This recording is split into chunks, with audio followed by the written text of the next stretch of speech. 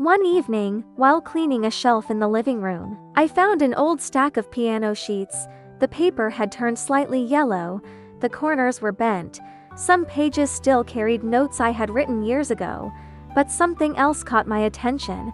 Across the music were little drawings, tiny circles, crooked lines, stick figures with oversized smiles, my son's drawings, and suddenly, I couldn't remember when I had stopped playing piano.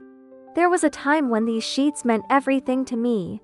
I spent countless evenings practicing the same pieces over and over again. Back then, music wasn't just a hobby. It felt like part of who I was. I imagined performing one day. I imagined becoming better. I imagined a future built around something I loved.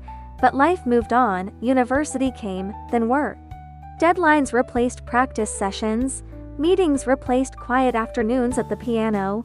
Without realizing it, I stopped opening these pages, not because I made a decision, just because other things seemed more urgent, and eventually, years passed. As I looked at those childish drawings, I expected to feel sad, maybe even regretful. After all, these pages carried a dream I never fully pursued, but that wasn't what I felt. Instead, I found myself smiling, because those drawings weren't damage, they were evidence. Evidence that life had happened. The little boy who drew on these pages is now the center of so many of my days.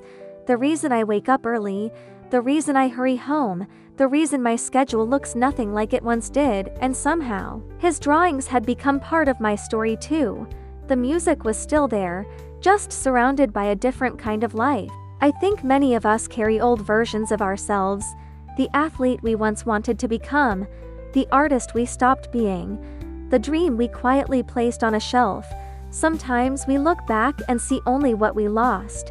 But maybe that's not the whole story. Maybe life isn't always about choosing between one dream and another. Maybe some dreams simply change shape. Maybe they become lessons. Maybe they become memories. Maybe they become something we pass on without even noticing. That night, I didn't put the piano sheets back into storage right away. I left them on the table, the music, the drawings, the past, the present, all sharing the same page, and for the first time in a long while, I didn't feel like I had abandoned a dream.